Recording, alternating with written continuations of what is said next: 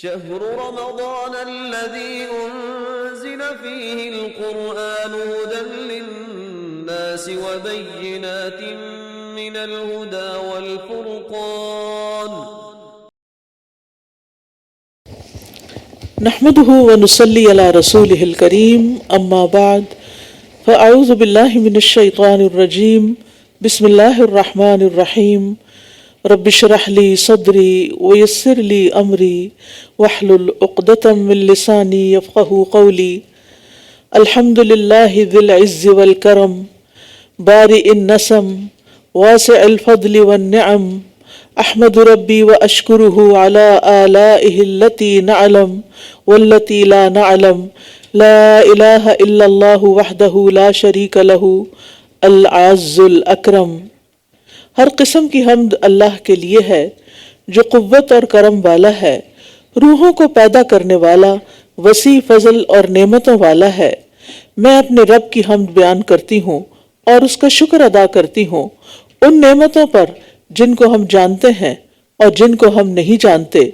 اللہ کے سوا کوئی معبود برحق نہیں، وہ اکیلا ہے، اس کا کوئی شریک نہیں، وہ سب سے زیادہ طاقتور اور سب سے زیادہ کرم فرمانے والا ہے۔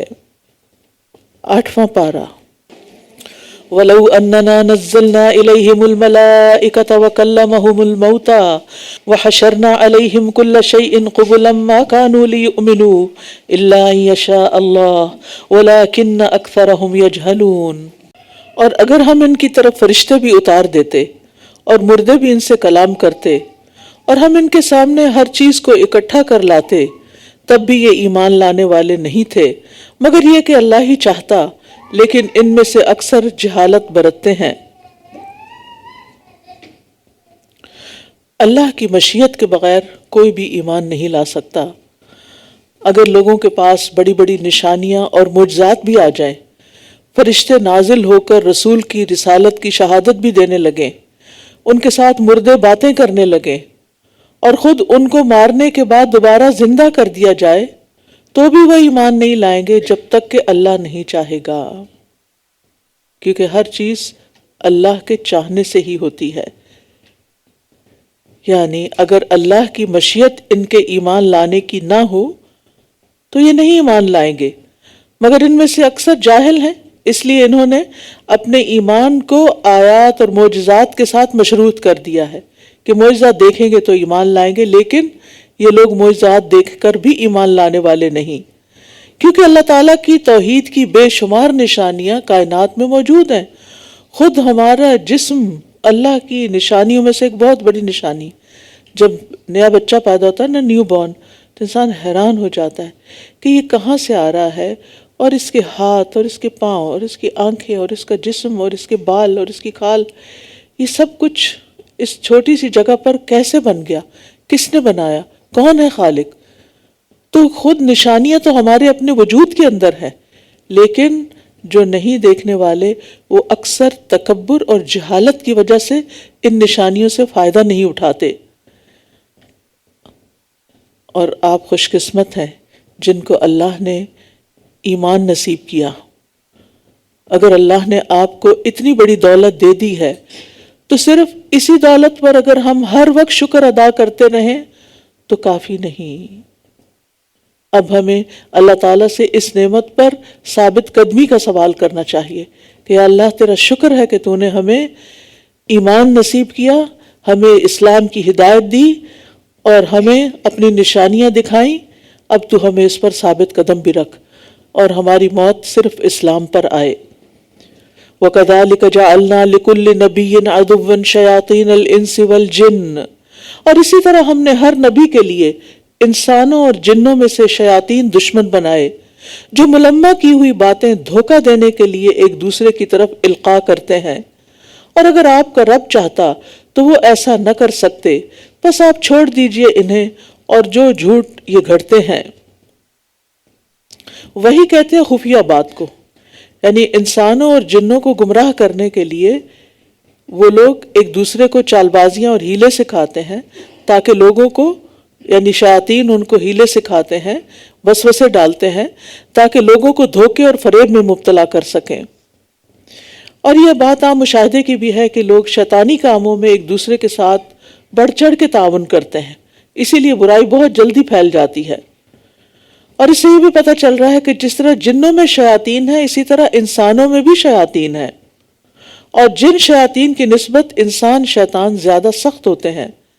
مالک بن دینار کہتے ہیں میرے اوپر انسانوں کے شیاطین جنوں کے شیاطین سے بھی زیادہ سخت ہیں، یعنی جو انسان برائی کی طرف بلانے والے ہوتے ہیں، شکوک و شبہات پیدا کرتے ہیں، دلوں میں وسوسے ڈال دیتے ہیں، بدگمانیاں ڈال دیتے ہیں، یہ جن شیاطین سے بھی زیادہ سخت ہوتے ہیں۔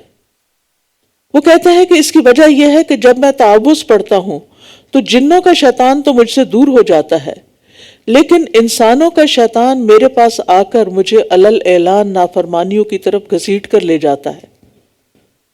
اور یہ ہم سب کے ساتھ ہوتا ہے کہ کچھ لوگ خیر کے کاموں سے روکتے ہیں، دین کی طرف آنے سے روکتے ہیں، اور ایسی چیزوں کو مزین کر کے دکھاتے ہیں کہ انسان نیکی کی طرف جانے کی بجائے کسی برائی کی طرف اس کو خوبصورت سمجھ کے چل پڑتا ہے۔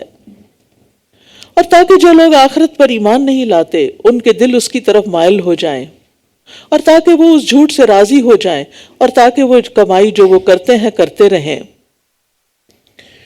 کفار مکہ کے ایک اعتراض کا بھی یہاں جواب ہے۔ یہ کئی آیتیں اس وقت نازل ہوئیں جب کفار کہنے لگے مسلمان اپنا مارا ہوا جانور تو کھا لیتے ہیں اور اللہ کے مارے ہوئے کو حرام سمجھتے ہیں۔ تو فرمایا کہ ایسی فریب کی باتیں شیاطین کرتے ہیں تاکہ انسان کو شبہات میں ڈالا جائے۔ تو احکامات میں اللہ کے حکم کو دیکھا جاتا ہے، عقل کو نہیں، لاجک نہیں دیکھی جاتی، اللہ کا حکم دیکھا جاتا ہے۔ اگر وہ بات ہماری عقل میں آئے تو بھی ٹھیک ہے، اور اگر وہ بات ہماری عقل میں ابھی نہیں آ رہی تو ہمارا کام ہے فرما برداری اور اطاعت کرنا۔ اور پھر ہم دیکھتے ہیں کہ جو دل جس قدر ایمان سے خالی ہوتا ہے وہ اتنا ہی زیادہ شہوات اور شبہات کی طرف مائل ہو جاتا ہے۔ افغیر اللہ ابتغی حکما، کیا پھر میں اللہ کے سوا کوئی اور فیصلہ کرنے والا تلاش کروں، حالانکہ وہی ہے جس نے تمہاری طرف یہ مفصل کتاب نازل کی ہے، اور وہ لوگ جنہیں ہم نے کتاب دی تھی وہ جانتے ہیں کہ یہ آپ کے رب کی طرف سے حق کے ساتھ نازل کردہ ہے، بس آپ ہرگز شک کرنے والوں میں سے نہ ہوں۔ پیچھے بتا دیا گیا کہ کفار نہ ماننے والے کسی صورت میں نہیں مانیں گے۔ اب یہاں بتایا جا رہا ہے کہ اللہ نے جو مفصل کتاب نازل کی ہے وہ آپ کی نبوت کے سچا ہونے پر کافی دلیل ہے، کیونکہ اللہ سبحانہ وتعالیٰ نے نبی صلی اللہ علیہ وسلم کو جو کتاب دی ہے جس میں ہم سب کے لیے ہدایت ہے، اس میں کسی قسم کا کوئی شک نہیں، 1400 سال سے اس میں کوئی تبدیلی نہیں ہوئی، اس لیے ہمیں پورے شرح صدر کے ساتھ اس پر ایمان لا کر اس پر عمل کرنا چاہیے۔ وَتَمَّتْ كَلِمَةُ رَبِّكَ صِدْقًا وَعَدْلًا لَا مُبَدِّلَ لِكَلِمَاتِهِ وَهُوَ السَّمِيعُ الْعَلِيمُ، اور آپ کے رب کی سچائی اور عدل والی بات پوری ہو گئی، کوئی اس کے کلمات کو بدلنے والا نہیں، اور وہ خوب سننے والا خوب جاننے والا ہے۔ یہاں کلمہ اور کلمات سے مراد قرآن ہے، یعنی قرآن معجزہ ہونے میں اور آپ کی نبوت کے سچا ہونے کی دلیل کے طور پر کافی ہے۔ قرآن مجید کے احکامات جو ہیں مضامین دو قسم کے ہیں، یا خبریں ہیں یا احکام ہیں۔ صدق سے مراد صدق کا تعلق، سچائی کا تعلق خبروں کے ساتھ ہے، چاہے وہ ماضی کی ہوں چاہے وہ آئندہ مستقبل کی جنت دوزخ کے بارے میں، اور عدل کا تعلق احکام سے ہے کہ اللہ تعالیٰ نے جو بھی حکم دیا ہے وہ بالکل عدل پر مبنی ہے اور اس میں کسی قسم کی کوئی ظلم و زیادتی نہیں کسی پر۔ یعنی قرآن میں موجود تمام خبریں سچی ہیں اور تمام احکامات عدل پر مشتمل ہیں، اور ان میں شیطانی وسوسوں کی اور شبہات کی کوئی گنجائش نہیں۔ وَإِن تُطِعْ أَكْثَرَ مَنْ فِي الْأَرْضِ يُضِلُّوكَ عَنْ سَبِيلِ اللَّهِ، اور اگر آپ زمین میں رہنے والوں کی اکثریت کا کہنا ماننے لگیں تو وہ آپ کو اللہ کے راستے سے بھٹکا دیں گے، یعنی اگر آپ میجورٹی کے پیچھے چلیں گے تو اللہ کا راستہ کھو دیں گے۔ وہ تو محض گمان کی پیروی کر رہے ہیں اور وہ صرف قیاس آرائیاں کرتے ہیں، اور اللہ کی رضا کا راستہ کون سا ہے؟ وہ جو اس نے ہمیں خود دکھایا ہے، خود سکھایا ہے۔ لہٰذا اللہ تعالیٰ کے بتائے ہوئے راستے پر ہی پوری ثابت قدمی سے چلتے رہنا چاہیے. اکثریت کو نہیں دیکھنا چاہیے کہ ٹرینڈز کیا ہے، میجورٹی کیا کر رہی ہے، لوگ کیا کہہ رہے ہیں، زیادہ تر لوگ کس طرف جا رہے ہیں. یہ کسی چیز کے سچا اور حق ہونے کی دلیل نہیں ہوتی. ہمیشہ اپنے آپ کو اس چیز پر فوکس رکھیں کہ کسی بھی حکم کے بارے میں میرے رب کا کیا فرمان ہے، وہ مجھ سے کیا چاہتا ہے، کیونکہ وہ میرا خالق ہے، وہ میرا مالک ہے، میں نے اسی کی طرف واپس جانا ہے. لہٰذا میری سب سے بڑی خواہش یہ ہونی چاہیے کہ میں اس کو راضی کروں، نہ کہ لوگوں کو راضی کرتے ہوئے زندگی بتا دوں. آپ مجھے بتائیے کہ کبھی لوگ کسی سے راضی ہوئے ہیں؟ لوگ کبھی راضی نہیں ہوتے. لہٰذا اپنے آپ کو اس مشکل میں مت ڈالیے کہ لوگوں کو راضی کرتے کرتے ان کے پیچھے چلتے چلتے آپ اپنے آپ کو کھپا دیں اور جس کو راضی کرنا چاہیے اس کو آپ راضی نہ کریں. اچھا، لوگوں کو بھی راضی کرنے کا ایک طریقہ ہے، اور وہ کیا ہے؟ اللہ تعالیٰ کے احکامات کی پابندی. جب آپ اللہ کا حکم مانیں گے نا، پھر آپ اپنے نفس کے خلاف جا کر بھی بہت سے کام کریں گے جس سے اللہ راضی ہوگا. جب اللہ راضی ہو جائے گا تو وہ بندوں کے دل میں آپ کی محبت ڈال دے گا، وہ بندوں کو بھی آپ سے راضی کر دے گا. لیکن اگر آپ نے اللہ کو ناراض کر کے بندوں کو راضی کرنے کی کوشش کی تو بندوں نے تو راضی ہونا نہیں اور اللہ بھی ناراض، اور پھر ہم کہاں کے رہیں گے؟ کہیں کے بھی نہیں. اس لیے زندگی کا ایک مقصد بنا لیجئے، نو میٹر واٹ، میں نے اپنی پوری کوشش اپنے رب کو راضی کرنے کے لیے لگانی ہے. اور اس بات کے پیچھے نہیں چلنا کہ اکثریت کیا کہتی ہے، کیونکہ اکثر لوگ تو علم ہی نہیں رکھتے. وَلَٰكِنَّ أَكْثَرَهُمْ لَا يَعْلَمُونَ. آپ دیکھیے اس وقت مساگا میں کتنے مسلمان ہیں، ان میں سے کتنے پرسنٹ آپ کہیں گے کہ جو قرآن کا فہم حاصل کر رہے ہیں یا قرآن کے مطابق اپنی زندگی بسر کر رہے ہیں؟ تو کیا پھر آپ ان کو دیکھتے ہوئے اپنی زندگی کے طریقے طے کریں گے؟ اسی طرح باقی چیزوں میں بھی آپ دیکھیے، دنیا بھر میں مسلمانوں کی حالت دیکھیے. کتنے لوگ ہیں جو علم کے ساتھ زندگی بسر کر رہے ہیں، اور کتنے لوگ ہیں جو خواہشات پر مبنی زندگی بسر کر رہے ہیں، اور کتنے لوگ ہیں جو صرف ٹرینڈز کو فالو کر رہے ہیں، کہتے اپنے آپ کو مسلمان ہیں لیکن طور طریقے مسلمانوں والے نہیں ہیں. تو ہمیں لوگوں کو نہیں دیکھنا، لوگوں کو نہیں دیکھنا، دیکھنا ہے رب کی رضا کو کہ میرا رب مجھ سے کیا چاہتا ہے. اللہ کے قلیل بندے ہی شکر گزار ہیں اور قلیل بندے ہی ایمان اور عمل صالح کرنے والے ہیں. لہٰذا ان قلیل میں شامل ہو جائیں. ان ربک هو اعلم من يضل عن سبیلہ وهو اعلم بالمہتدین. بے شک آپ کا رب زیادہ جانتا ہے کہ کون اس کے راستے سے بھٹکا ہوا ہے، اور وہی ہدایت پانے والوں کو بھی خوب جانتا ہے. اس سے بھی کیا ظاہر ہوتا ہے کہ اصل معاملہ تو پھر اللہ ہی کے ساتھ ہے. اللہ کے سامنے سچا ہونے کی ضرورت ہے، اللہ کے ساتھ اپنا معاملہ درست کرنے کی ضرورت ہے. فَكُلُوا مِمَّا ذُكِرَ اسْمُ اللَّهِ عَلَيْهِ إِن كُنتُم بِآيَاتِهِ مُؤْمِنِينَ.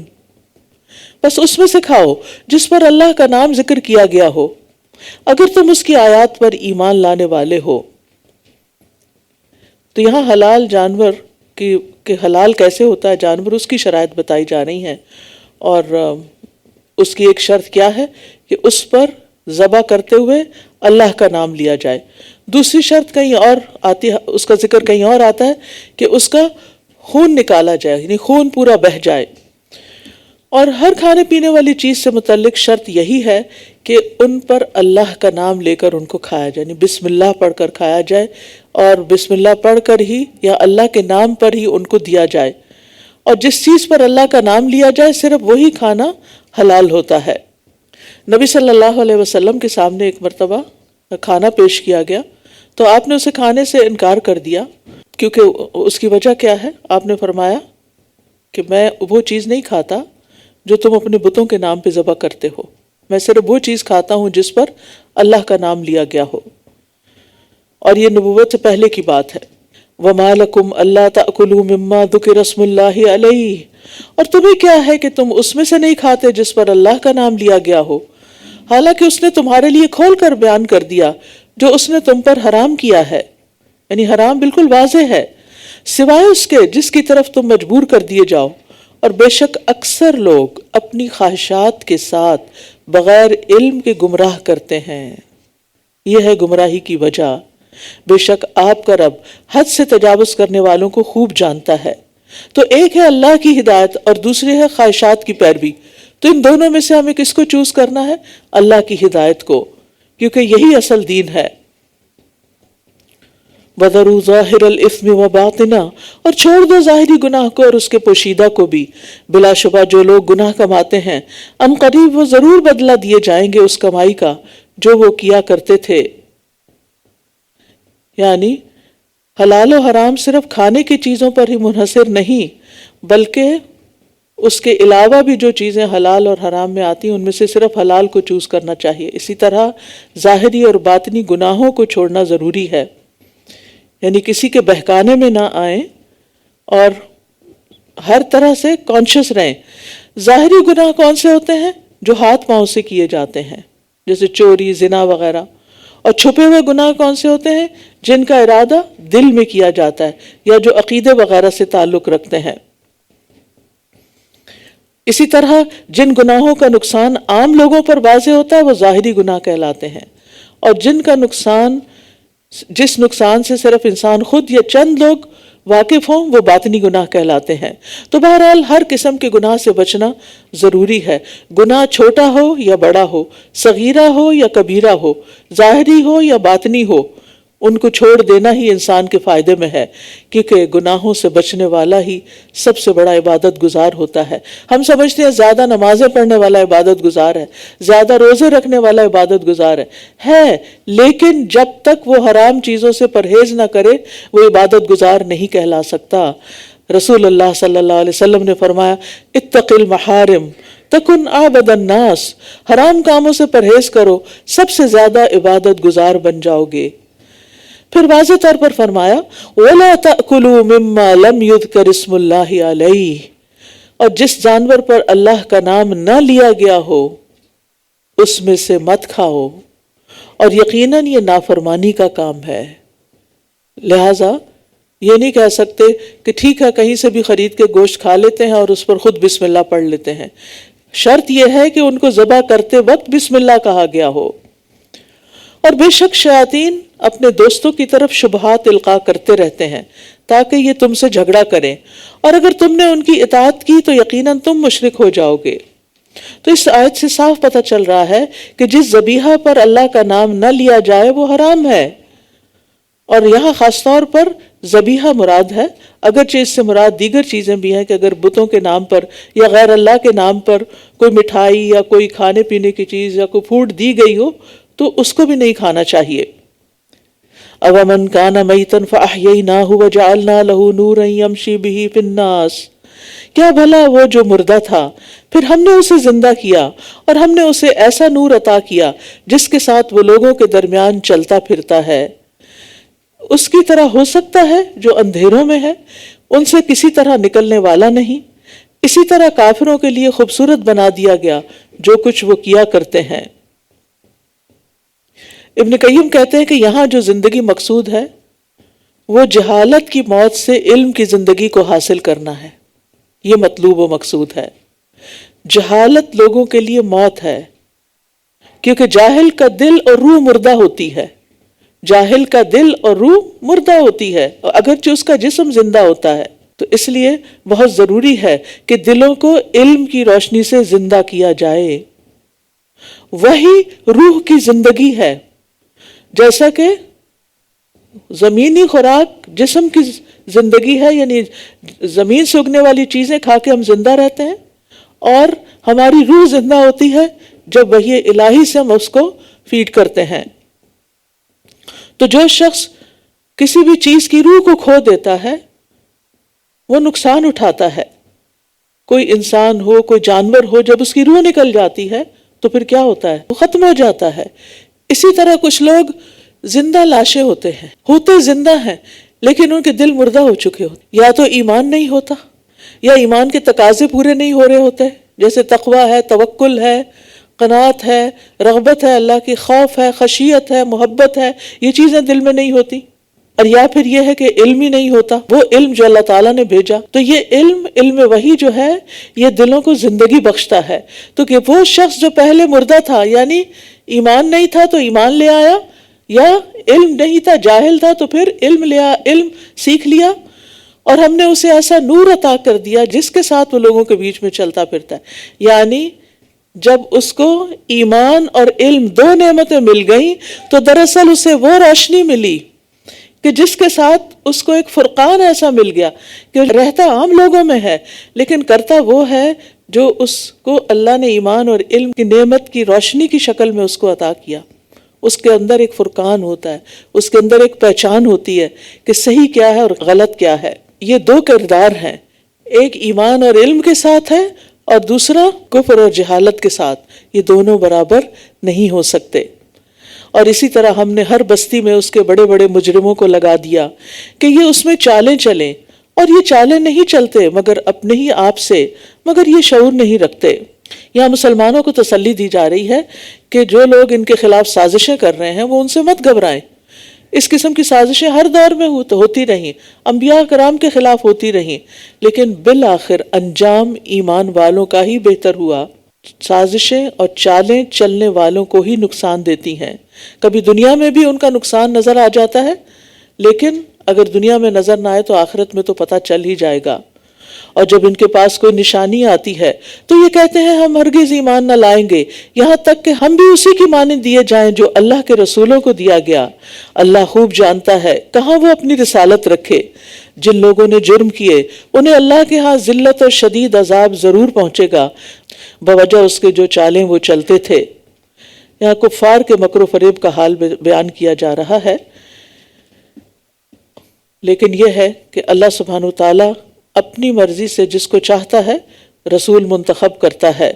اللہ نے بندوں کی چاہت کو نہیں دیکھا، اپنی حکمت کو دیکھا، اپنے عدل کو دیکھا۔ فَمَن يُرِدِ اللَّهُ أَن يَهْدِيَهُ يَشْرَحْ صَدْرَهُ لِلْإِسْلَامِ، پھر اللہ جسے ہدایت دینے کا ارادہ کرتا ہے اس کا سینہ اسلام کے لیے کھول دیتا ہے، اس کا دل کھل جاتا ہے، وہ خوشی سے پھر اسلام قبول کرتا ہے، وہ خوشی سے اسلام کی تعلیم کو حاصل کرتا ہے۔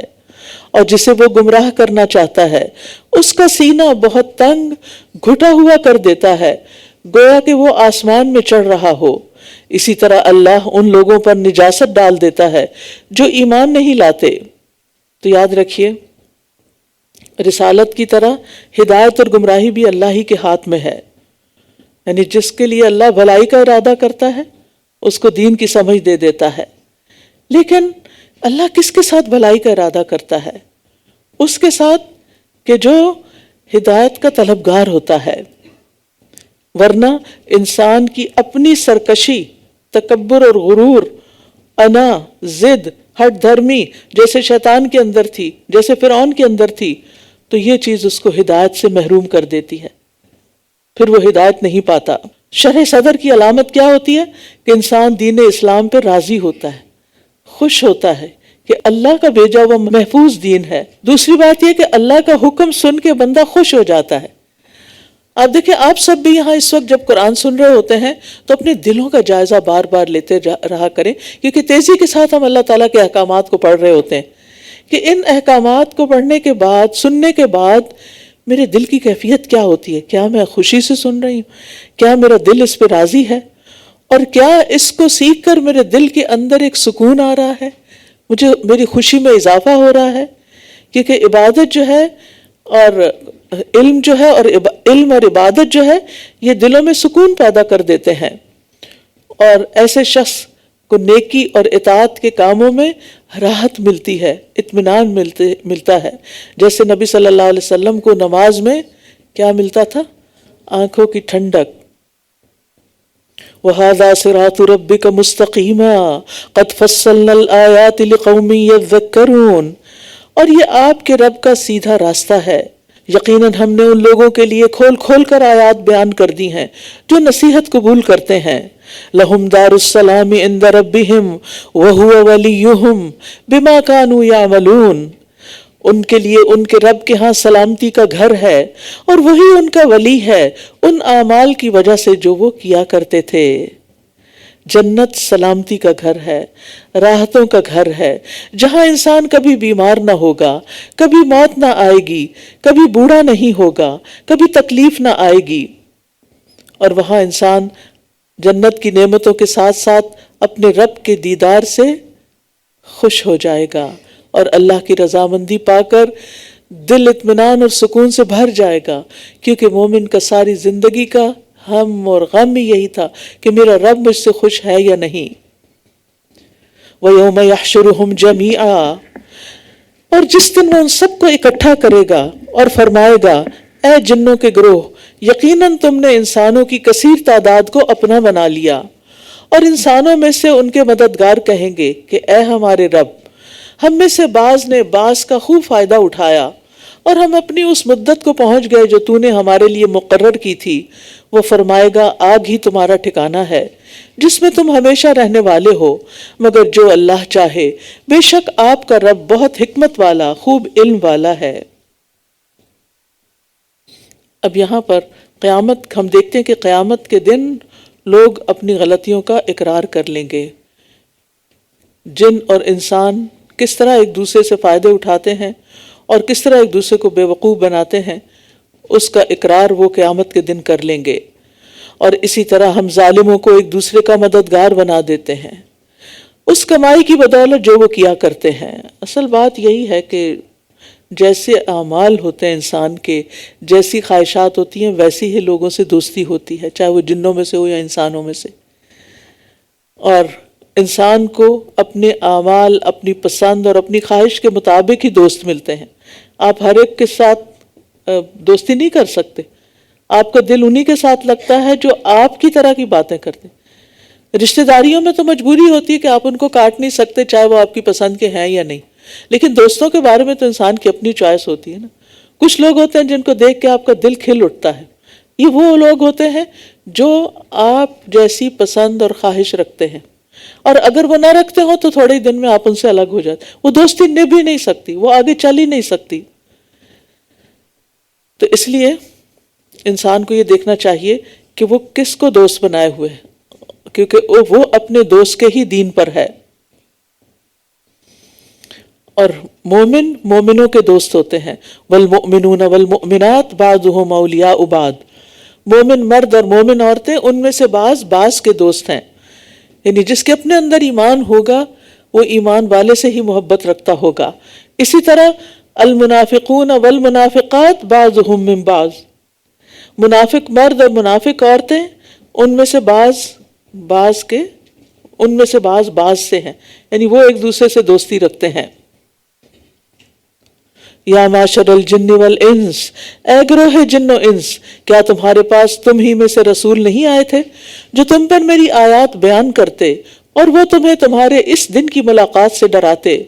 وہ کہیں گے ہم اپنے نفسوں کے خلاف گواہی دیتے ہیں، اور انہیں دنیا کی زندگی نے دھوکے میں ڈالے رکھا، اور دنیا کی زندگی نے انہیں دھوکے میں ڈالے رکھا، اور یہ اپنے نفسوں کے خلاف خود گواہی دیں گے کہ یقیناً یہ انکار کرنے والے تھے۔ یہ اس لیے کہ آپ کا رب کسی بستی کو ظلم کے ساتھ ہلاک کرنے والا نہیں ہے جبکہ اس کے رہنے والے غافل ہوں، ان تک پیغام ہی نہ پہنچا ہو۔ وَلِكُلٍّ دَرَجَاتٌ مِّمَّا عَمِلُوا وَمَا رَبُّكَ بِغَافِلٍ عَمَّا يَعْمَلُونَ، اور ہر ایک کے لیے درجات ہیں ان اعمال کی بدولت جو انہوں نے کیے، اور آپ کا رب اس سے ہرگز غافل نہیں جو یہ کرتے ہیں۔ تو بات یہ ہے کہ ہر انسان کا درجہ اور مقام آخرت میں اس کے اعمال کے مطابق ہوگا۔ جس نے پورا قرآن حفظ کیا اس کا درجہ کچھ اور ہوگا، جس نے آدھا کیا اس کا کچھ اور ہوگا، جس نے جتنی زیادہ نیکیاں کی ہوں گی، جتنے زیادہ سجدے کیے ہوں گے، کیونکہ ہر سجدے کے بدلے ایک درجہ ملتا ہے، تو جتنے زیادہ سجدے ہوں گے اتنے ہی زیادہ اس کے درجات ہوں گے۔ وَلِكُلٍّ دَرَجَاتٌ مِّمَّا عَمِلُوا، یہ تو اللہ کے ہاں طے شدہ ہے، وہیں پہنچو گے جہاں تک کی کوشش کی۔ دنیا میں بھی ہم یہ دیکھتے ہیں کہ انسان جس چیز کے لیے کوشش کرتا ہے وہی ملتی ہے اس کو، اس کے گولز جو ہیں وہ بہت کمتر درجے کے ہیں تو وہ وہیں پہنچے گا۔ جن کے بہت ہائی، یعنی کہ بہت ہائی اچیورز وہ ہوتے ہیں جو اپنے گول بھی بہت اونچے سیٹ کرتے ہیں۔ اور پھر من جد وجد، جو کوشش کرتا ہے وہ پا لیتا ہے۔ دیکھا یہ جاتا ہے کہ آپ کی کوششیں کیا ہیں اور کہاں تک ہیں۔ وَرَبُّكَ الْغَنِيُّ ذُو الرَّحْمَةِ إِن يَشَأْ يُذْهِبْكُمْ وَيَسْتَخْلِفْ مِن بَعْدِكُم مَّا يَشَاءُ، اور آپ کا رب بہت بے نیاز رحمت والا ہے، اگر وہ چاہے تو تم سب کو لے جائے اور تمہارے بعد جسے چاہے جانشین بنا دے، جیسا کہ اس نے تمہیں کچھ اور لوگوں کی نسل سے اٹھایا، یعنی پہلے لوگوں کا تمہیں جانشین بنایا، تو اگر تم اس کی اطاعت نہیں کرتے تو تمہیں تباہ کر کے دوسروں کو تمہارا جانشین بنا سکتا ہے، یہ اس کی قدرت میں ہے۔ اور یہاں اللہ کا نام الغنی استعمال ہو، الغنی آیا ہے، یعنی ساری مخلوق سے اپنی قدرت کی بنا پر بے پرواہ اور بے نیاز ہے، ساری مخلوق اس کی محتاج ہے، وہ کسی کا محتاج نہیں۔ انما توعدون لآت، بے شک جس چیز کا تم سے وعدہ کیا جاتا ہے وہ ضرور آنے والی ہے، اور تم اللہ کو عاجز کرنے والے نہیں ہو، یعنی اگر اللہ کا عذاب آ گیا تو تم اس کو روک نہیں سکتے۔ کہہ دیجئے اے میری قوم تم اپنی جگہ عمل کرو، بے شک میں بھی عمل کرنے والا ہوں، بس ان قریب تم جان لو گے کہ وہ کون ہے جس کے لیے آخرت کے گھر کا اچھا انجام ہے، بے شک ظالم لوگ فلاح نہیں پاتے۔ یہ بطور ڈانٹ ایسا کہا گیا ہے، اس کا یہ مطلب نہیں کہ جو چاہو کرو، یہ نہیں کہا جا رہا۔ بعض اوقات ایسا ہوتا ہے نا کہ کوئی شخص کچھ غلط کام کر رہا ہوتا ہے یا کوئی صحیح نہیں کر رہا ہوتا، اس کہتا ہے اچھا پھر جو کر رہے ہو کرتے رہو، پھر دیکھنا کہ تمہارا انجام کیا ہوتا ہے، یا یہ کہ اچھا کر لو اپنی مرضی پہ، میں نمٹ لوں گا تم سے۔ تو یہ اس سینس میں ہے۔ وَجَعَلُوا لِلَّهِ مِمَّا ذَرَأَ مِنَ الْحَرْثِ وَالْأَنْعَامِ نَصِيبًا، اور انہوں نے اللہ کے لیے ایک حصہ مقرر کر لیا ان کھیتوں اور مویشیوں میں سے جو اس نے پیدا کیے، تو انہوں نے اپنے گمان کے مطابق کہا کہ یہ اللہ کے لیے ہے اور یہ حصہ ہمارے شریکوں کے لیے ہے، بس جو حصہ ان کے شریکوں کے لیے ہوتا تو وہ اللہ کی طرف نہ پہنچتا، اور جو اللہ کے لیے ہوتا وہ ان کے شریکوں کی طرف پہنچ جاتا۔ کتنا برا فیصلہ ہے جو یہ کرتے ہیں۔ یہاں عربوں کی جہالت کے بارے میں بات کی گئی ہے۔ عبداللہ بن عباس کہتے ہیں تم عربوں کی جہالت معلوم کرنا چاہو تو سورۃ الانعام کی آیت پڑھ لو 130 سے 140 تک۔ تو ان کی پہلی جہالت کیا تھی کہ اپنی کھیتی اور چوپاؤں میں سے صرف ایک حصہ انہوں نے اللہ کے لیے مقرر کیا، جس میں سے وہ مہمان نوازی کرتے، صلہ رحمی کرتے اور دیگر اچھے کاموں کے لیے، اور ایک حصہ اپنے بتوں کے لیے اور جن کو وہ مشکل کشا سمجھتے تھے اور اپنے پروہتوں اور کاہنوں کے لیے مقرر کیا ہوا تھا۔ اگر ان کے حصے میں کوئی کمی ہوتی تو اللہ کے حصے سے اس میں ڈال دیتے کہ اللہ تو غنی ہے، اس کو تو ضرورت نہیں ہے، اور اللہ کا حصہ مار دیتے۔ اور اسی طرح مشرکین کی اکثریت کے لیے ان کے معبودوں نے ان کی اولاد کا قتل کرنا خوبصورت بنا دیا، ایک اور جہالت، تاکہ وہ انہیں ہلاکت میں ڈالیں۔ اپنی اولاد کو مار ڈالنا ہلاکت کا باعث ہے، اور تاکہ وہ ان پر ان کے دین کو مشتبہ کر دیں، اور اگر اللہ چاہتا تو ایسا نہ کرتے، بس چھوڑ دیجئے انہیں اور جو جھوٹ یہ گھڑتے ہیں۔ یہاں پر ایک اور جہالت کا ذکر کیا گیا کہ ان کے شریکوں نے، شیطان نے ان کے لیے اپنی ہی اولاد کو مار ڈالنا خوشنما بنا دیا۔ اس سے زیادہ بے وقوفی اور جہالت کی کوئی بات ہوگی؟ اللہ تعالیٰ فرماتے ہیں ان قتلہم کان خطئا کبیرا، کہ اپنی اولاد کا قتل بہت بڑی خطا ہے، بہت کبیرہ جو گناہ ہے۔ لیکن آج بھی آپ دیکھیں کہ کچھ لوگ اپنی ہی اولاد کو دنیا میں آنے سے پہلے ہی مار ڈالتے ہیں۔ بہت بڑا گناہ ہے، کبیرہ گناہ ہے۔ خواتین کو خاص طور پر اس مسئلے کو اچھی طرح سمجھ لینا چاہیے اور کسی کی باتوں میں نہیں آنا چاہیے، اور وقتی کسی بھی پریشانی کا شکار ہو کر اپنے پیٹ کے بچے کو مارنا نہیں چاہیے کسی بھی سٹیج پر۔ اور انہوں نے اپنے گمان سے کہا یہ مویشی اور کھیت ممنوع ہیں، انہیں صرف وہی کھا سکتا ہے جسے ہم کھلانا چاہیں، اور کچھ مویشی ہیں جن کی پشتیں یعنی پیٹھیں سواری اور بار برداری کے لیے حرام کر دی گئی، یعنی کوئی ان پہ سوار نہیں ہو سکتا، اور کچھ مویشی ہیں جن پر یہ اللہ کا نام نہیں لیتے، اللہ پر جھوٹ گھڑتے ہوئے، اور وہ جلد ہی انہیں اس جھوٹ کا بدلہ دے گا جو یہ گھڑا کرتے ہیں۔ یہاں ان کی مزید حماقتوں کا ذکر ہے کہ وہ کچھ جانوروں کو بت خانوں اور مجاوروں کے لیے خاص کرتے اور ان کو ذبح کرتے ہوئے بھی انہی کا نام لیتے، بتوں کا نام لیتے، اللہ کا نام نہیں لیتے تھے، ان پر حج کے لیے بھی نہیں جاتے تھے، اور یہ کہتے تھے کہ بتوں کے جو مجاور بنے ہوئے ہیں بس وہی ان کو استعمال کر سکتے ہیں، باقی سب کے لیے حرام ہے، حالانکہ یہ بالکل جھوٹ بولتے ہیں، یہ دین کا حصہ نہیں ہے۔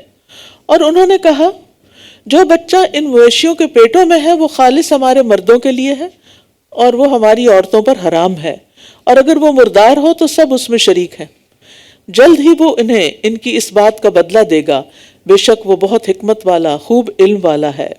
یہ عربوں نے حلال حرام کا ایک انوکھا اصول بنایا کہ کچھ چیزوں کو جیسے جو جانور وہ اپنے بتوں کے نام پہ وقف کرتے، ان میں سے بعض کے بارے میں کہتے کہ ان کا دودھ اور ان کے پیٹ سے پیدا ہونے والا زندہ بچہ صرف ہمارے مردوں کے لیے حلال ہے، عورتوں کے لیے حرام ہے. ڈسکریمنیشن. اور اگر بچہ مردہ پیدا ہوا تو مرد اور عورت کھانے میں برابر شریک ہیں، اور اس قسم کے غلط بیان دیتے تھے، حالانکہ اس کی کوئی تک نہیں بنتی، اس کی کوئی علمی اور عقلی بنیاد ہی نہیں ہے. اور اسی طرح کبھی نر جانور کو حرام قرار دیتے، کبھی مادہ جانور کو، حالانکہ اللہ سبحانہ تعالیٰ نے تو سب کو حلال ہی پیدا کیا. قد خسر الذین قتلوا اولادہم سفہا، بے شک ان لوگوں نے نقصان اٹھایا جنہوں نے اپنی اولاد کو بغیر علم کے نادانی سے قتل کر دیا. اللہ اکبر. بے شک ان لوگوں نے نقصان اٹھایا، دین کا بھی دنیا کا بھی، جنہوں نے اپنی اولاد کو بغیر علم کے نادانی سے قتل کر دیا، اور جو رزق اللہ نے انہیں دے رکھا تھا اسے اللہ پر جھوٹ گھڑتے ہوئے حرام قرار دے دیا. یقیناً یہ بھٹک گئے ہیں اور یہ ہدایت پانے والے نہ تھے. تو ایسی تمام خواتین جنہوں نے کوئی بھی ایسا جرم کیا ہے کہ اپنے ہی بچے کو مارا ہے، وہ اس کا کفارہ ضرور دیں، اور صرف کفارہ نہیں بلکہ اس کے ساتھ ساتھ توبہ استغفار بھی، رو رو کے اللہ سے معافی بھی مانگی جائے. وَهُوَ الَّذِي أَنشَأَ جَنَّاتٍ مَعْرُوشَاتٍ وَغَيْرَ مَعْرُوشَاتٍ، اور وہی ہے جس نے چھتریوں پر چڑھائے ہوئے اور نہ چڑھائے ہوئے باغات پیدا کیے، اور کھجور کے درخت اور کھیت جن کے پھل مختلف ہیں، اور زیتون اور انار ایک دوسرے سے ملتے جلتے اور نہ ملتے جلتے. کھاؤ اس کا پھل جب وہ پھل لائے، اور اس کی کٹائی کے دن اس کا حق دو، اور تم اسراف نہ کرو، بے شک وہ اسراف کرنے والوں سے محبت نہیں رکھتا. اللہ کی نافرمانی میں خرچ کرنا بھی اسراف ہے، اور اسی طرح ضرورت سے زیادہ خرچ کرنا بھی اسراف ہے. ہر چیز میں فضول خرچی اسراف کہلاتی ہے. چاہے آپ اپنے سنک پہ کھڑے ہو کے پانی کھول کے برش کرتے رہیں اور بلا ضرورت پانی گرتا رہے، یہ بھی اسراف ہے. اور مسرفین سے اللہ محبت نہیں کرتا. یا یہ کہ برتن دھونے کے لیے آپ اتنا ٹیپ کھول دیں کہ جس کی ضرورت نہ ہو، یا وضو کے لیے بھی آپ فل کھول دیں اس کو اور خوب کھلا پانی استعمال کریں. تو یہ تو پانی کے ساتھ ہے، اور بھی بہت سی قسمیں ہیں. تو کسی بھی چیز کو اسی طرح پھل کاٹتے ہوئے اتنا زیادہ اوپر سے چھلکا اتار دینا کہ آدھا پھل ہی اس میں چلا جائے صرف اپنی سہولت کے لیے، یہ بھی اسراف ہے. فضول خرچی، چیزوں کو ضائع کرنا، یہ بھی اسراف ہے.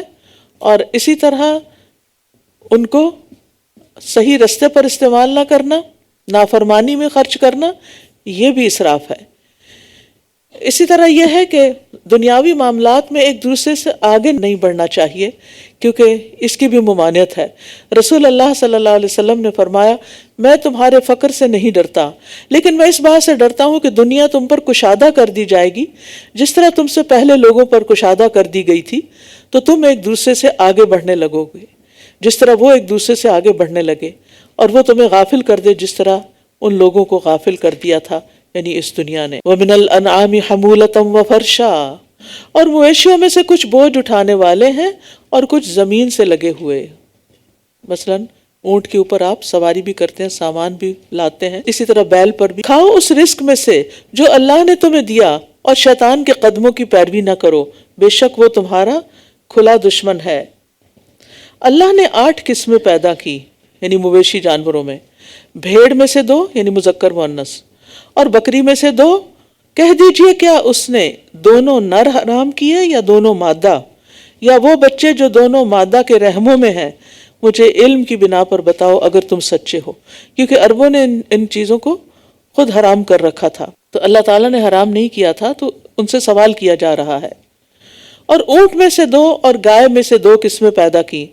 کہہ دیجئے کیا دونوں نر اس نے حرام کیے یا دونوں مادہ، یا وہ بچے جو دونوں مادہ کے رحموں میں ہیں؟ یا تم گواہ تھے جب اللہ نے تمہیں اس کی تاکید کی تھی، یعنی کب یہ کہا تھا تمہیں؟ تو اس سے بڑا ظالم کون ہے جو اللہ پر جھوٹ گھڑ لے، کہ جھوٹی موٹی کوئی بات اللہ سے منسوب کر دے تاکہ لوگوں کو بغیر علم کے اللہ کی راہ سے بھٹکا دے. بے شک اللہ ظالم قوم کو ہدایت نہیں دیتا. اللہ الہادی ہے، ہدایت دینے والا ہے، راستہ بتانے والا ہے، لیکن ظالموں کو نہیں بتاتا کیونکہ وہ اس راستے پہ جانا بھی نہیں چاہتے. یہاں ایک بات بڑی سخت کی گئی ہے کہ وہ شخص سب سے بڑا ظالم ہے جو اللہ پر جھوٹ گڑھ لے، یعنی کسی بات کو اللہ تعالیٰ کی طرف منسوب کرے جو اللہ نے فرمائی نہیں، جس کا حکم اللہ نے دیا ہی نہیں، تاکہ لوگوں کو بغیر علم کے اللہ کے راہ کے سے بھٹکا دے. یعنی جس بات کا پتہ نہ ہو، لوگ اگر کوئی سوال کریں اور آپ کو پتہ نہیں تو آپ صاف کہہ دیا کریں مجھے نہیں معلوم، آئی ہیو نو آئیڈیا، مجھے نہیں پتا. لیکن بہت سے لوگ شرمندگی سے بچنے کے لیے بغیر علم کے کوئی نہ کوئی بات گھڑ کے اللہ سے منسوب کر کے بتا دیتے ہیں. ایسا کرنا ظلم ہے، ایسا نہیں کیا جا سکتا. قُلْ لَا أَجِدُ فِي مَا أُوحِيَ إِلَيَّ مُحَرَّمًا عَلَىٰ طَاعِمٍ يَطْعَمُهُ إِلَّا أَن يَكُونَ مَيْتَةً أَوْ دَمًا مَّسْفُوحًا أَوْ لَحْمَ خِنزِيرٍ. کہہ دیجئے جو میری طرف وحی کیا گیا ہے اس میں سے کسی کھانے والے پر کوئی چیز حرام نہیں پاتا جسے وہ کھائے، اس میں سے میں کسی کھانے والے پر کوئی چیز حرام نہیں پاتا جسے وہ کھائے مگر یہ کہ وہ مردار ہو، یعنی خود ہی مر گیا، نیچرل ڈیتھ، یا بہتا ہوا خون ہو، یا خنزیر کا گوشت ہو. بہتا ہوا خون کی بات اس لیے کہ جو جمع ہوا ہوتا ہے جیسے ہڈی وغیرہ میں یا تلی میں یا کلیجی میں، تو وہ منع نہیں ہے. یا خنزیر کا گوشت ہو، بے شک وہ گندگی ہے. یعنی کیوں منع ہے خنزیر؟ کیونکہ وہ گندی چیز ہے، گندا جانور ہے. یا نافرمانی ہو جس پر اللہ کے سوا کسی اور کا نام پکارا گیا ہو. پھر جو کوئی مجبور کیا گیا نہ تو وہ خواہش رکھنے والا ہے اور نہ ہی حد سے بڑھنے والا، تو بے شک آپ کا رب بہت بخشنے والا، نہایت رحم کرنے والا ہے. مطلب یہ ہے کہ جن جانوروں کو بت پرستوں نے حرام قرار دے رکھا ہے ان میں سے کسی جانور کے بارے میں مجھ پر اللہ کی طرف سے کوئی ممانعت کا حکم ان 4 چیزوں کے سوا نہیں آیا. اس کا یہ مطلب نہیں کہ دوسرے جانوروں میں بھی کوئی جانور حرام نہیں. نبی صلی اللہ علیہ وسلم نے ہر قسم کے درندوں، کچلی والے اور کچھ شکاری جیسے پرندے ہوتے ہیں جو گوشت خور بھی ہوتے ہیں، تو اور بھی چیزیں ہیں جن کو حرام کیا ہے. اور ان لوگوں پر جو یہودی بن گئے ہم نے ہر ناخن والا جانور حرام کر دیا، اور گائے اور بکری میں سے ہم نے ان پر دونوں کی چربیاں حرام کر دیں سوائے اس کے جو ان کی پشتوں یا آنتوں نے اٹھائی ہوئی ہو یا جو ہڈی کے ساتھ مل گئی ہو، کیونکہ وہ تو نہیں نکال سکتے. یہ بدلہ ہم نے انہیں ان کی سرکشی کی وجہ سے دیا اور یقیناً ہم سچے ہیں. تو یہاں ناخن والے جانور سے مراد وہ جانور یا پرندہ ہے جس کی انگلیاں پھٹی ہوئی یعنی الگ الگ نہ ہو. ٹھیک ہے، وہ ایک ہی ہوتا ہے نا، آگے سے بڑا ہوتا ہے، مثلا اونٹ، شتر مرغ، بطخ وغیرہ. یعنی صرف وہ پرندے یا جانور حلال تھے جن کے پنجے کھلے ہوں. فَإِن كَذَّبُوكَ فَقُلْ رَبُّكُمْ ذُو رَحْمَةٍ وَاسِعَةٍ. پھر اگر یہ آپ کو جھٹلائیں تو کہہ دیجئے تمہارا رب وسیع رحمت والا ہے اور مجرم قوم سے اس کا عذاب پھیرا نہیں جا سکتا. یعنی اللہ تعالیٰ مجرموں کو مہلت دیتا ہے لیکن اس کا یہ مطلب نہیں کہ ان کو سزا نہیں دے گا. جو مجرم ہیں ان کو سزا مل کر رہے گی. سَيَقُولُ الَّذِينَ أَشْرَكُوا لَوْ شَاءَ اللَّهُ مَا أَشْرَكْنَا وَلَا آبَاؤُنَا. وہ لوگ جنہوں نے شرک کیا ان قریب کہیں گے اگر اللہ چاہتا تو نہ ہم شرک کرتے اور نہ ہمارے باپ دادا اور نہ ہم کوئی چیز حرام قرار دیتے. اسی طرح ان لوگوں نے بھی جھٹلایا تھا جو ان سے پہلے تھے یہاں تک کہ انہوں نے ہمارا عذاب چکھ لیا. کہہ دیجئے کیا تمہارے پاس کوئی علم ہے تو اسے ہمارے لیے نکال لاؤ. تم تو صرف گمان کی پیروی کر رہے ہو اور صرف قیاس آرائیاں کر رہے ہو. مشرکین اپنی غلطی ماننے کی بجائے تقدیر کا سہارا لے رہے تھے. اللہ ہی نہیں چاہتا ہم سیدھے راستے پہ چلیں، اللہ چاہے تو ہم یہ نہ کریں. آج آپ دیکھیے کہ مسلمانوں کے اندر بھی ایسے لوگ ہیں، اگر انہیں کہا جائے نا نماز پڑھو، کہتے جب اللہ چاہے گا تو پڑھ لیں گے. یعنی جو کام خود نہیں کرنے کی مرضی وہ اللہ پہ ڈال دی. تو یہ ایک مجرمانہ حرکت ہے، کیونکہ اگر اللہ تعالیٰ کی مرضی نہ ہوتی تو پھر وہ حکم ہی کیوں بھیجتا؟ اللہ نے حکم بھیجا اس لیے نا کہ وہ اس کام سے راضی ہے، وہ چاہتا ہے کہ کرو تم. قُلْ فَلِلَّهِ الْحُجَّةُ الْبَالِغَةُ فَلَوْ شَاءَ لَهَدَاكُمْ أَجْمَعِينَ. کہہ دیجئے پس کامل دلیل تو اللہ ہی کی ہے، پھر اگر وہ چاہتا تو ضرور تم سب کو ہدایت دے دیتا. یعنی اللہ کے پاس نافرمان بندوں کے کوئی دلائل قابل قبول نہیں ہوں گے. یعنی جو شخص اللہ کی نافرمانی کرتا ہے اس کے پاس کوئی دلیل نہیں ہے، لیکن اللہ کے پاس اپنے بندوں کے خلاف مضبوط مستحکم دلائل موجود ہیں. قُلْ فَلِلَّهِ الْحُجَّةُ الْبَالِغَةُ. تمہاری دلیل نہیں چلے گی، اللہ کی دلیل کام آئے گی، اس کے مطابق فیصلہ ہوگا. لَيْسَ بِأَمَانِيِّكُمْ وَلَا أَمَانِيِّ أَهْلِ الْكِتَابِ. تمہاری آرزوؤں اور اہل کتاب کی آرزوؤں پر تمہارا انجام موقوف نہیں کہ جو تم چاہو گے جو وہ چاہیں گے ویسے ہی تمہارے حق میں فیصلہ کر دیا جائے گا. فیصلہ تو اللہ کی مرضی کے مطابق ہوگا اور اس کے مطابق کہ تم اس کی مرضی پر دنیا میں کتنا چلتے رہے. کہہ دیجیے اپنے ان گواہوں کو بلاؤ جو یہ گواہی دیتے ہوں کہ واقعی اللہ نے اسے حرام کیا ہے. پھر اگر وہ گواہی دے دیں تو آپ ان کے ساتھ ہرگز گواہی نہ دیں اور نہ آپ ان کی خواہشات کی پیروی کریں جنہوں نے ہماری آیات کو جھٹلایا اور جو آخرت پر ایمان نہیں لاتے اور یہ دوسروں کو اپنے رب کے برابر قرار دیتے ہیں. تو بات یہ ہے کہ دین میں جس چیز کی دلیل نہیں ہے اس کا سبب خواہشات ہوتی ہیں. تو اس لیے یہاں کہا نہ آپ ان کی خواہشات کی پیروی کریں جنہوں نے ہماری آیات کو جھٹلا دیا. کیا یہ حکم صرف نبی صلی اللہ علیہ وسلم کے لیے یا ہمارے لیے بھی ہے؟ کیا کہ آپ ان لوگوں کی خواہشات کی پیروی نہ کریں جنہوں نے ہماری آیات یعنی ہمارے احکامات کو جھٹلا دیا ہے، جو ہماری بات نہیں مانتے. آپ ان کی بات نہ مانیں، ان کے پیچھے نہ چلیں. قُلْ تَعَالَوْا أَتْلُ مَا حَرَّمَ رَبُّكُمْ عَلَيْكُمْ، کہہ دیجئے آؤ میں تمہیں پڑھ کر سناؤں جو تمہارے رب نے تم پر حرام کیا ہے. کیا یہ کہ تم اس کے ساتھ کسی چیز کو شریک نہ ٹھہراؤ، شرک حرام ہے، اور والدین کے ساتھ احسان کرو کیونکہ ان کی نافرمانی حرام ہے، اور تنگ دستی کے ڈر سے اپنی اولاد کو قتل نہ کرو. بار بار یہ حکم آ رہا ہے. آج ہم ہی تمہیں رزق دیتے ہیں اور انہیں بھی، اور تم بے حیائی کے کاموں کے قریب بھی نہ جاؤ جو ان میں سے ظاہر ہوں اور جو چھپے ہوئے ہوں، اور نہ تم اس جان کو قتل کرو جسے اللہ نے حرام ٹھہرایا ہے. کسی کی بھی جان لینا حق کے بغیر حرام ہے مگر حق کے ساتھ. ان سب باتوں کی اس نے تمہیں تاکید کی ہے تاکہ تم عقل سے کام لو. تاکیدی حکم ہے یہ وہ احکامات ہیں جو کسی بھی شریعت میں منسوخ نہیں ہوئے تھے. اور یاد رکھیے حرام کاموں میں سب سے سنگین جرم شرک ہے. اور پھر اسی طرح فواحش کو بھی اللہ نے حرام قرار دیا. وَلَا تَقْرَبُوا مَالَ الْيَتِيمِ إِلَّا بِالَّتِي هِيَ أَحْسَنُ، اور تم یتیم کے مال کے قریب بھی نہ جاؤ مگر اس طریقے پر جو سب سے اچھا ہو، یہاں تک کہ وہ اپنی جوانی کو پہنچ جائے. اور ناپ اور تول انصاف کے ساتھ پورا کرو.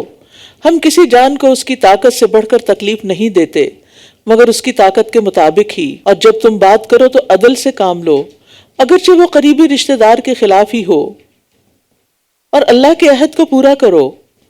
یہ وہ حکم ہے جس کی اس نے تمہیں تاکید کی ہے تاکہ تم نصیحت حاصل کرو. کہا جاتا ہے کہ یہ 10 کمانڈمنٹس جو تھی موسیٰ علیہ السلام کو دی گئی ان میں بھی یہی احکامات تھے. اور بے شک یہی میرا سیدھا راستہ ہے، بس اسی کی پیروی کرو اور تم دوسرے راستوں کی پیروی نہ کرو ورنہ وہ تمہیں اس کے راستے سے الگ کر دیں گے. یہ وہ حکم ہے جس کی اس نے تمہیں تاکید کی ہے تاکہ تم تقوی اختیار کرو. اس آیت سے پتہ چلتا ہے کہ اللہ کا راستہ ایک ہی ہے، متفرق نہیں ہے. وہی سیدھا راستہ جو جنت تک پہنچانے والا ہے. لیکن شیطان نے لوگوں کو گمراہ کرنے کے لیے اس کے ارد گرد بہت سے رستے نکال دیے، ایگزٹس نکال دیے ہیں. عبداللہ بن مسعود کہتے ہیں کہ رسول اللہ صلی اللہ علیہ وسلم نے ہمارے سامنے ایک لکیر کھینچی، پھر فرمایا یہ اللہ کا راستہ ہے سیدھا اسٹریٹ. پھر اس کے دائیں اور اس کے بائیں کچھ اور لکیریں کھینچ دی، رائٹ لیفٹ بھی. پھر فرمایا یہ مختلف راستے ہیں جن میں سے ہر راستے پر شیطان بیٹھا ہو. یعنی ایک سیدھی لکیر ہے اور ایک اس کے جیسے وہ چوراہا ہوتا ہے نا، تو ایک ہوتی ہے مین روڈ جس کے اوپر آپ چلے جا رہے ہوتے ہیں اور ایک ہوتی ہے سائیڈ روڈز کے لیے نکلنے کے راستے. فرمایا یہ مختلف راستے ہیں جن میں سے ہر راستے پر شیطان بیٹھا ہے اور ان راستوں پر چلنے کی دعوت دے رہا ہے. اس کے بعد آپ نے یہی آیت تلاوت فرمائی کہ کیا ان ھذا صراطی مستقیما فاتبعوہ، یہ میرا سیدھا راستہ ہے سو اس کی پیروی کرو، دوسرے راستوں کے پیچھے نہ پڑو ورنہ تم اللہ کے راستے سے بھٹک جاؤ گے. کہیں بھی تم رائٹ لیفٹ ہوئے تو اللہ کا راستہ کھو دو گے، منزل تک نہیں پہنچ سکو گے. ثم آتینا موسیٰ الکتاب تماما علی الذی احسن وتفصیلا لکل شیء وہدی ورحمۃ لعلہم بلقاء ربہم یؤمنون. پھر ہم نے موسیٰ کو کتاب دی اس شخص پر اپنی نعمت تمام کرنے کے لیے جس نے نیکی کی، اور ہر چیز کی تفصیل اور ہدایت اور رحمت کے لیے تاکہ وہ اپنے رب کی ملاقات پر ایمان لے آئیں. وَهَذَا كِتَابٌ أَنزَلْنَاهُ مُبَارَكٌ فَاتَّبِعُوهُ وَاتَّقُوا لَعَلَّكُمْ تُرْحَمُونَ، اور یہ ایک کتاب ہے جسے ہم نے نازل کیا ہے۔ کون سی کتاب؟ قرآن، قرآن عظیم، بہت بابرکت کتاب ہے۔ بس اس کی پیروی کرو، اس کو فالو کرو اور تقوی اختیار کرو تاکہ تم پر رحم کیا جائے۔ اللہ کی رحمت چاہتے ہو تو اپنے اندر یہ صفات پیدا کر لو۔ اس سے یہ پتہ چلتا ہے کہ تقوی پیدا ہوتا ہے اس کتاب کو پڑھنے سے، اس کتاب کے ساتھ جڑے رہنے سے، اور رحمت آتی ہے تقوی کے بعد، تقوی اختیار کرنے سے۔ تو اس کتاب کو مضبوط پکڑ لو تاکہ تقوی حاصل ہو، تاکہ اللہ کی رحمت حاصل ہو۔ ہم میں سے ہر شخص رحمت چاہتا ہے، برکت چاہتا ہے، اور یہ خزانہ ہے ہمارے سامنے، لیکن ہمارے پاس وقت ہی نہیں اس کو پڑھنے کا، اور دنیا نے ہمیں اتنا مصروف کر رکھا ہے غیر ضروری کاموں نے۔ بعض اوقات وہ اتنے اہم بھی نہیں ہوتے، ان کے بغیر بھی گزارا ہو سکتا ہے، لیکن وہ چونکہ ہماری پسند کے کام ہوتے ہیں، ہماری خواہش کے کام ہوتے ہیں، ان کو کر کے ہمیں مزہ آتا ہے، ان کو کر کے ہمیں خوشی ہوتی ہے، ہم ان کو انجوائے کر رہے ہوتے ہیں، اور پھر جو اصل وقت ہوتا ہے جس میں ہم اس کتاب کے لیے وقت نکال سکتے ہیں وہ رہ جاتا ہے، اور زندگی ہمیں اور چیزوں میں الجھا دیتی ہے۔ اس لیے بہت ضروری ہے کہ ہم عقل سے کام لیں، جو چیز زیادہ فائدے کی ہے اس کو پکڑ لیں اور مضبوطی سے پکڑ لیں اور اس کو نہ چھوڑیں اور اس کو اپنی پرائرٹی نمبر 1 رکھیں۔ اب دیکھیں مرنے کے بعد ہمارے ساتھ کون جائے گا؟ کوئی عزیز پیارا دوست؟ نو۔ ہمارے بچے؟ نو۔ شوہر؟ نو۔ والدین؟ نو۔ دولت؟ نو۔ گھر؟ نو۔ گاڑی؟ نو۔ ہمارا آرام دہ بیڈ روم؟ نو۔ کون جائے گا ساتھ؟ اعمال اور کتاب، یہ کتاب روشنی کرے گی وہاں۔ لیکن ہم باقی سب چیزوں کو جتنا وقت دیتے ہیں اور باقی تمام چیزوں کے پیچھے جتنا اپنے آپ کو کھپاتے ہیں، اس کتاب کے لیے ہمارے پاس وقت اتنا نہیں ہوتا۔ کبھی ہوتا بھی ہے تو تھکے ہارے جو بس بچا کچا وقت ہے، اپنا پرائم ٹائم اس کو نہیں دیتے، اپنی لائف کا پرائم ٹائم اس کو نہیں دیتے، اپنی زندگی کا پرائم ٹائم اس کو نہیں دیتے، کس کو معمولی سمجھ رکھا ہے، اس کی ضرورت نہیں ہمیں، اس کے بغیر ہی گزارا چل جائے گا۔ ہم نے اپنے لیے کیا سوچ رکھا؟ ہم کیوں نہیں اس معاملے میں سنجیدہ ہوتے؟ ہم کیوں نہیں اس کو مضبوطی سے پکڑ لیتے؟ ہم کیوں اس کو ہلکا سمجھ؟ دنیا میں ایک واحد چیز ہی تو ہے جس کو اللہ کا کلام کہتے ہیں، یہ اللہ کی طرف سے آئی ہے، یہ اللہ تعالیٰ کے الفاظ ہیں، پڑھتے ہوئے دل پسیج جانا چاہیے، دل میں محبت امڑ آنی چاہیے۔ یہ اللہ کا کلام ہے، یہ اللہ تعالیٰ کا فرمان ہے، یہ اس کی طرف سے آیا ہے، یہ آسمانوں سے آیا ہے۔ باقی چیزیں آپ کو زمین سے ملی ہیں، یہ جبریل امین لے کر اترے ہیں، نبی صلی اللہ علیہ وسلم کے دل پر لے کر اترے ہیں۔ اس کو دل میں جگہ دیں، جو چیز دل میں سما جاتی ہے پھر وہ پوری زندگی کا حصہ بن جاتی ہے، اور اگر یہ ہمارے دلوں سے دور ہے تو پھر کوئی چیز اس کو قریب نہیں کر سکتی۔ تو سوچیں یہ دل میں کون سے نمبر پر رکھی ہوئی ہے اور دن میں کون سے نمبر پر اس کو رکھا ہوا ہے، اور آئندہ زندگی کے مستقبل کے پلاننگ اور پروگرامز اور ساری خواہشات کی تکمیل میں یہ کس درجے پہ، کس نمبر پر ہے۔ جس درجے پہ ہم اس کو رکھیں گے اسی درجے پہ ہمیں رکھا جائے گا۔ تو اپنے لیے خود سلیکشن کر لیجئے۔ تو جو شخص قرآن کی پیروی کرے گا وہ ہدایت پر رہے گا۔ نبی صلی اللہ علیہ وسلم نے فرمایا اللہ عز و جل کی کتاب ہی اللہ کی رسی ہے، جو اس کی پیروی کرے گا وہ ہدایت پر رہے گا، اور جو اسے چھوڑ دے گا وہ گمراہی پر رہے گا۔ ابن قیم کہتے ہیں کہ بعض سلف کا کہنا ہے قرآن اس لیے اترا ہے تاکہ اس پر عمل کیا جائے، تو انہوں نے اس کی تلاوت کو عمل بنا لیا۔ وہ سمجھتے ہیں صرف تلاوت کرتے رہتے ہیں اور صرف عربی پڑھتے پڑھاتے رہتے ہیں تو ہم نے تو اس کا حق ادا کر دیا۔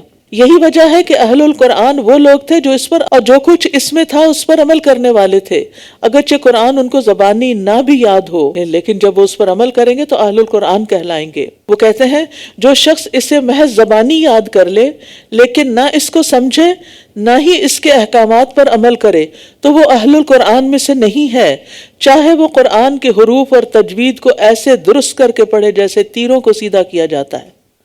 اعلیٰ سے اعلیٰ ترین طریقے پہ پڑھے لیکن عمل کچھ نہیں تو کچھ بھی حاصل نہیں، بلکہ پھر کتاب خود اس انسان کے خلاف حجت بن جائے گی کہ یہ جو کچھ پڑھتا تھا اس پر عمل نہیں کرتا تھا۔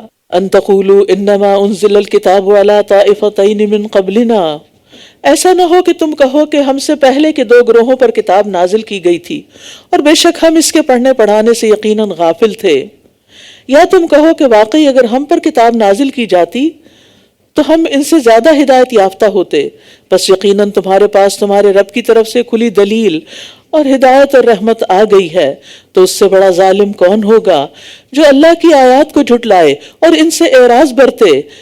ان لوگوں کو جو ہماری آیات سے اعراض کرتے ہیں، منہ موڑتے ہیں، ان قریب ہم برے عذاب کا بدلہ دیں گے، کیونکہ وہ ان سے اعراض کرتے تھے۔ اعراض کہتے ہیں بے رخی برتنا، منہ موڑ لینا، توجہ نہ دینا۔ یہ تو صرف اس بات کا انتظار کر رہے ہیں کہ ان کے پاس فرشتے آ جائیں یا آپ کا رب آ جائے یا آپ کے رب کی بعض نشانیاں آ جائیں۔ جس دن آپ کے رب کی بعض نشانیاں آ گئیں تو کسی جان کو اس کا ایمان لانا فائدہ نہ دے گا جو اس سے پہلے ایمان نہیں لایا تھا، تو کسی نفس کو اس کا ایمان لانا فائدہ نہ دے گا جو اس سے پہلے ایمان نہیں لایا تھا، یا اس نے اپنے ایمان میں کوئی نیکی نہیں کمائی تھی۔ کہہ دیجئے انتظار کرو، بے شک ہم بھی انتظار کرنے والے ہیں۔ یعنی اگر اس کتاب سے ہدایت نہیں پکڑتے تو کس بات کا انتظار ہے؟ موت کا؟ تو موت کے وقت تو توبہ قبول نہیں ہوگی۔ ہمیں تو وقت مقرر کے آنے سے پہلے ہی نیک اعمال کر لینے چاہیے، کیونکہ اس وقت انسان کیا کہے گا؟ اللہ تعالیٰ فرماتے ہیں اور اس میں سے خرچ کرو جو ہم نے تمہیں دیا ہے، اس سے پہلے کہ تم میں سے کسی کو موت آ جائے، پھر وہ کہے اے میرے رب تو نے مجھے قریبی مدت تک مہلت کیوں نہ دی کہ میں صدقہ کرتا اور نیک لوگوں میں سے ہو جاتا۔ جو بھی آپ سوچتے رہتے ہیں کہ میں اپنی پراپرٹی کا یا اپنے مال کا یا اپنی جیولری کا یا اپنے کپڑوں میں سے یا اپنے چیزوں میں سے یہ چیزیں صدقہ کر دوں گی، تو اب رمضان کو اچھا غنیمت کا موقع سمجھ کر لینا چاہیے، کیونکہ رمضان میں ہر نیکی کا اجر و ثواب بڑھ جاتا ہے۔ تاخیر نہ کریں، ہمیں نہیں معلوم کہ ہم میں سے کب کس کی موت آ جائے، اور جو ہم کرنا چاہتے ہیں وہ پھر ہمارے بعد کوئی بھی ہمارے لیے نہ کرے۔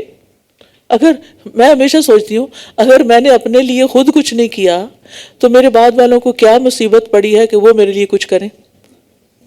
ان کو تو اپنی زندگی سے فرصت نہیں ہوگی، میں نے اپنے لیے کچھ نہیں سوچا، وہ میرے لیے کیوں سوچیں گے؟